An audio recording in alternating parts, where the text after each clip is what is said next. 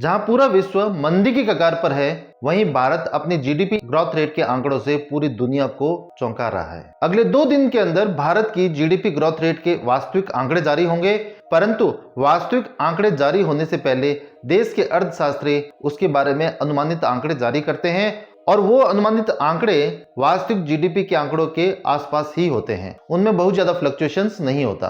और आरबीआई ने अपनी जीडीपी ग्रोथ रेट के आंकड़े का पूर्वानुमान 8% के आसपास किया था। डेक्कन हेराल्ड ने देख सकते हैं कि 8.5% का अनुमान लगाया था। और तो और आईएमएफ ने भी अपना 5.9% का जो आंकड़ा दिया था पहले, उसे भी रिवाइज करके 6.1% किया।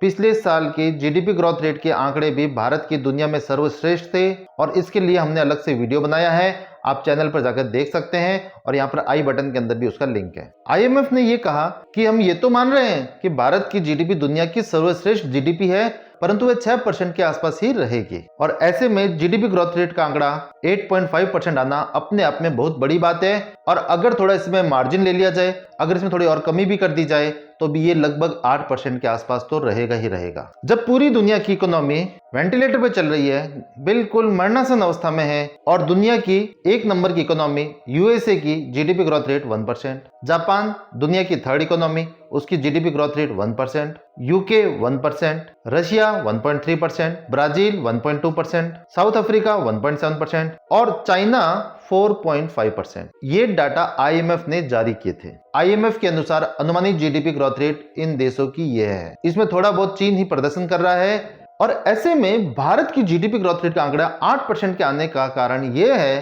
कि भारत ने अपने यहाँ पर महंगाई को बहुत ज्यादा बढ़ने नहीं दिया, और जब कभी बढ़ने का इंसिडेंट हुआ भी तो सरकार ने उसे तुरंत कंट्रोल कर लिया। और जिन चीजों पर महंगाई बढ़ सकती थी उन पर प्रतिबंध लगा के उनके निर्यात को रोका गया, और उस निर्यात पर प्रतिबंध से भी महंगाई ज्यादा बढ़ी नहीं। और भारत ने अपना कैपिटल एक्सपेंडिचर बहुत ज्यादा किया, इससे पब्लिक इन्वेस्टमेंट ज्यादा हुआ, और पब्लिक इन्वेस्टमेंट ज्यादा होने से प्राइवेट इन्वेस्टमेंट भी धीमे धीमे ज्यादा हुआ। और ये इन्वेस्टमेंट कुछ इस कारण भी हो रहा है क्योंकि भारत में अभी आने वाले समय में राज्यों के चुनाव और केंद्र के चुनाव होने हैं, तो सरकार जानबूझकर ज्यादा कैपिटल एक्सपेंडिचर कर रही है। भारत की जीडीपी ग्रोथ रेट बहुत शानदार रहेगी। इसका आंकड़ा हमें पहले से मिलना शुरू भी हो गया था, क्योंकि ये पीएमआई के आंकड़ों से भी मालूम पड़ रहा था। मैन्युफैक्चरिंग पीएमआई करते हैं, परचेज मैन्युफैक्चरिंग इंडेक्स, और इसी प्रकार का सर्विस सेक्टर के अंदर भी पीएमआई होता है। मैन्युफैक्चरिंग पीएमआई से उस देश की मैन्युफैक्चरिंग एक्टिविटीज के बारे में काफी जानकारी मिल जाती है, और ये मालूम पड़ जाता है कि इकोनॉमी ग्रोथ कर रही है कि इकोनॉमी कॉन्ट्रैक्ट हो रही है। अगर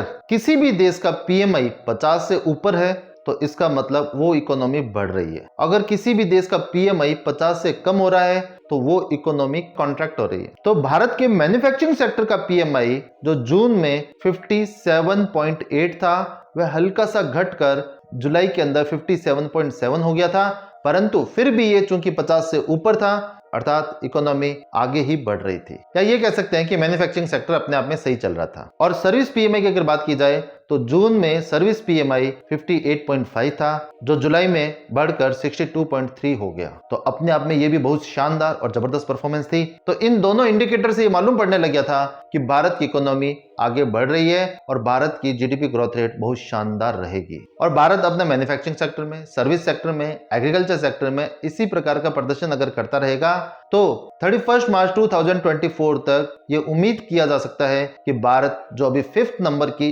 लार्जेस्ट इकोनॉमी है, वह जर्मनी को पछाड़कर 4th लार्जेस्ट इकोनॉमी बन जाएगा। इसका कारण है कि जर्मनी में मंदी चल रही है, जर्मनी की इकोनॉमी कम हो रही है, और भारत की जीडीपी ग्रोथ रेट बहुत शानदार चल रही है और भारत की इकोनॉमी लगातार बढ़ रही है। तो दोस्तों, जो ज्यादा पे था उसकी इकोनॉमी कम हो रही है, और जो पहले से रैंक कम पे था उसकी इकोनॉमी बढ़ रही है। तो ये गैप लगातार कम होता जा रहा है, और उम्मीद करते हैं भारत इसी साल के अंदर अंदर 4th लार्जेस्ट इकोनॉमी बन जाएगा।